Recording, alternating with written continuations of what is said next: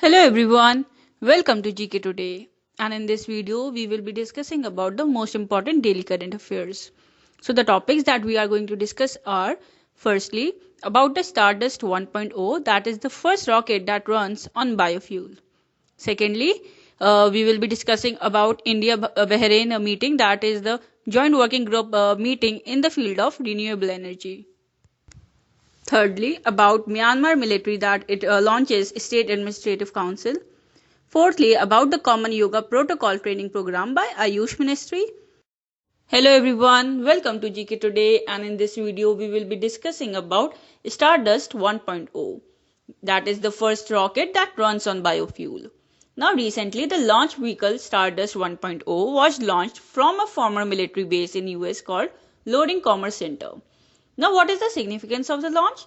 See, the launch of the vehicle is significant in the light that it is the first commercial space launch that is powered by biofuel. Launching the Stardust 1.0 is also significant for Maine because it is the first commercial rocket launch for the state. Now let's discuss about Stardust 1.0. So the launch vehicle Stardust 1.0 is suitable for student and budget payloads. It is 20 feet in height and approximately 250 kg in weight.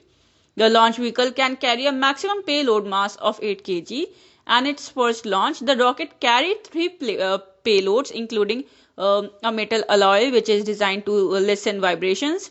Secondly, a CubeSat prototype which was built by high school students, and thirdly, a CubeSat that was procured from software company Rocket Insights. Now the launch vehicle will be used to launch the small satellites called CubeSats into space, and the satellite will be launched in less toxic and relatively cheaper manner as opposed to the traditional rocket fuel.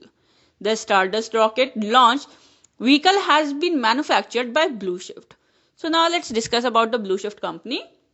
So it is an aerospace company that is based in Maine, US, and this company is involved in developing the rockets powered by bio-derived fuels. Blushift was manufacturing the Stardust 1.0 launch vehicle since 2014, and the company is also developing other rockets such as Stardust Gen 2, Starless Rouge, and Red Dwarf. Now talking about biofuel, so the fuel produced through the contemporary processes from biomass which can directly be converted into liquid fuels, and it is not produced by the usual slow geological processes of formation of fossil fuels like oil. Now talking about the main state, so the state is situated in the New England region in the northeastern United States, having its capital city Augusta. It is bordered by New Hampshire in the west, Atlantic Ocean in the southeast, and Canadian provinces of New Brunswick and Quebec respectively in the northeast and the northwest. Further, the state is the 12th smallest by area, and the most populous city of the state is Portland. India-Bahrain JWG meeting in the field of renewable energy. So the first meeting of the joint working group between the India and Kingdom of Bahrain in the field of renewable energy held virtually on February 4, 2021. Now what was the highlights of the meeting? See, the Bahraini delegation was held by HE Dr. Abdul Hussain bin Ali Mirza, who is the president of Sustainable Energy Authority, and Mr. Dinesh Dayanand Jagdale, the joint secretary of the Ministry of New and Renewable Energy, led the Indian delegation. The meeting was also attended by the HE Piyush Srivastava, who is the ambassador of India to the Kingdom of Bahrain. Now, what was the agenda of the meeting? See, in the meeting, both sides underscored the importance of renewable energy in order to meet climate change goals. Further, they also discussed the initiatives that the government has taken, progress that have been made, and the future targets which are set by the respective governments. They also presented their views on the opportunities available in this sector, and both the sides decided upon sharing the experience, expertise, and best practices with each other. They further agreed to forge the deeper engagement in the capacity building, and they also agreed to forge the focused cooperation between concerned agencies and the private sector of engaged in the renewable energy sector in both the nations. Now, what is the background? See, In the month of July 2018, a memorandum of understanding was signed between India and Bahrain. And the memorandum of understanding was signed in order to promote the bilateral cooperation in renewable energy. Now let's also discuss about India and Bahrain relations. See, both the countries share an excellent bilateral relation, and the relation is characterized by the cordial political, economic and cultural aspects. The bilateral trade and commercial exchanges between both the countries dates back to 5,000 years ago. The origin of the trade relation can be traced back to the period of Dilmun civilization in Bahrain to the Indus Valley civilization era in India. Bahrain is home to around 350,000 Indian nationals that account for one-third of the total population in Bahrain. Indian Prime Minister Narendra Modi visited Bahrain in August 2019, and this was the first ever visit by an Indian Prime Minister to Bahrain. Both the countries signed the two memorandum of understandings in the field of space, International Solar Alliance and the Rupee card. Now let's discuss about Myanmar military launches State Administrative Council. So the military regime in Myanmar has announced the establishment of a new State Administrative Council. So now let's discuss about the State Administrative Council. So the Administrative Council is headed by the Army Chief General Min Aung Hlaing, and it comprises of total 11 members. Out of the 11 members, the 8 members are from the military itself. Further, the General Min Aung Hlaing addressed the meeting of the Union government. After the meeting, he announced that the election matters and the measure regarding the COVID-19 prevention and containment will be prioritized. He also announced that the voting frauds will be exposed, and he further announced for the reconstitution of the Union Election Commission so as to implement the duties and functions. So now what United Nations has said about it. See, the consensus statement on the development of Myanmar was out forward by the United Nations Security Council after closed consultations, and as per the press release, the special envoy of the Secretary General Christine S. Bergener have asked the council members to give the full support for the democracy in Myanmar.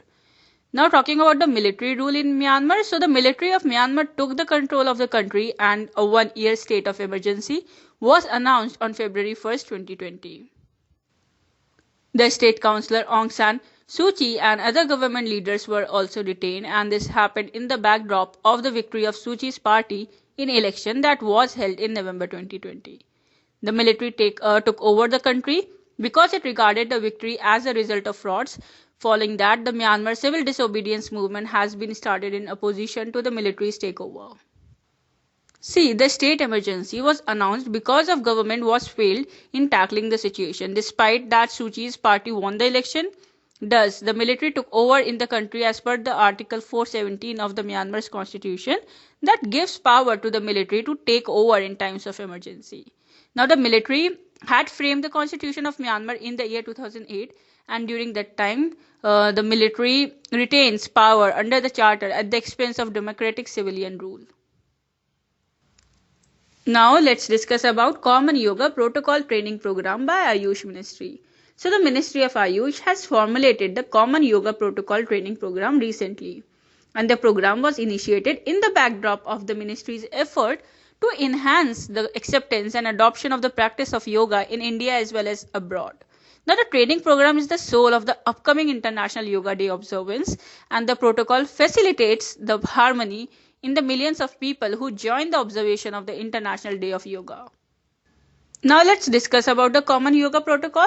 See, the Common Yoga Protocol was developed by a team of leading yoga gurus and experts, and the protocol comprises of the safe practices to improve physical, emotional, mental and spiritual health of the population.